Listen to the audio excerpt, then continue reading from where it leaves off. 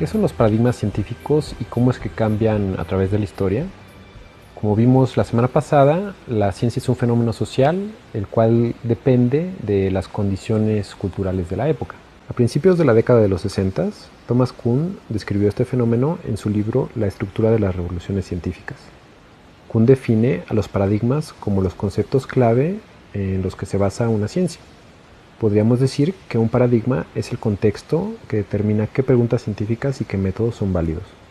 Un paradigma sienta las bases para la generación de nuevo conocimiento. Por lo tanto, implica los contextos, el lenguaje, la sociedad, la cultura y la lógica que se utiliza durante el proceso científico.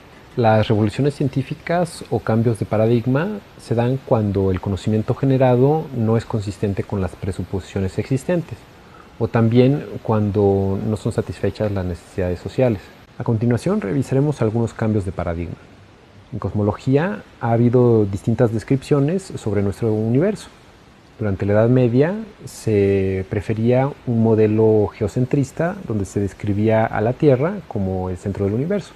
Después, con Galileo Copérnico, se pasó a un modelo heliocentrista donde se veía al Sol como el centro del universo. Actualmente el modelo del universo más aceptado se basa en la teoría del Big Bang, donde se ven las distintas galaxias provenientes de una gran explosión, pero sin embargo todavía es un problema abierto. En biología la vida se ha estudiado desde distintos paradigmas. Por ejemplo, se describía como prana en la India antigua, desde la Grecia antigua se manejaba como elan vital. Desde el siglo XVII se manejaba una visión mecanicista que trataba de describir la vida en términos de la física. La autopoiesis desde la cibernética estudia los procesos que generan los sistemas vivos, y desde los 90 en ciencias de la computación, la vida artificial estudia no tanto los sistemas vivos como los observamos, sino las propiedades fundamentales de los sistemas vivos como podrían ser. Y aquí también es un problema abierto, ya que en la ciencia no tenemos problemas resueltos, solo científicos cerrados. En el video anterior vimos cómo el proceso científico puede verse como una retroalimentación entre la observación y la descripción. Cuando las observaciones no concuerdan con las descripciones, se buscan descripciones alternativas, como sucedió con Copérnico y Galileo, al no concordar las observaciones que ellos tenían con las descripciones de Ptolomeo. Cuando estos cambios son muy grandes, el paradigma científico entra en crisis y se da un cambio de paradigma o una revolución científica. El proceso científico continúa dentro del nuevo paradigma, el cual encontrará sus límites mientras se van generando más conocimientos. Tanto las teorías como los paradigmas se basan en la reproducibilidad. Por lo tanto, cada vez que yo mida un objeto caer, como la fuerza de la gravedad es constante, se verifica la ley de la gravitación universal de Newton. En muchos casos, la falta de reproducibilidad limita las predicciones, pero no el estudio científico.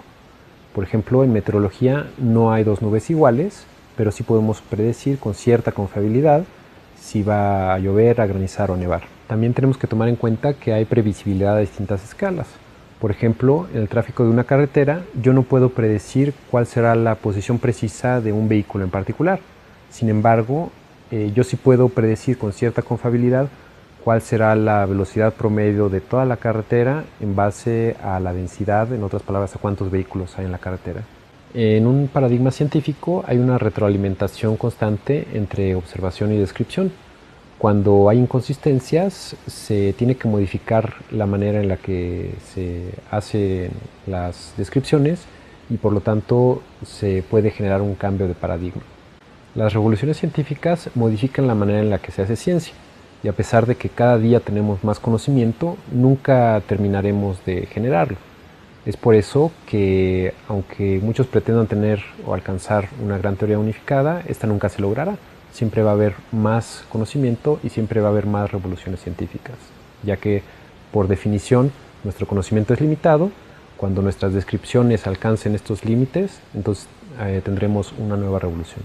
La próxima sesión hablaremos sobre un cambio de paradigma que estamos viviendo en la actualidad, el paso del reduccionismo al holismo.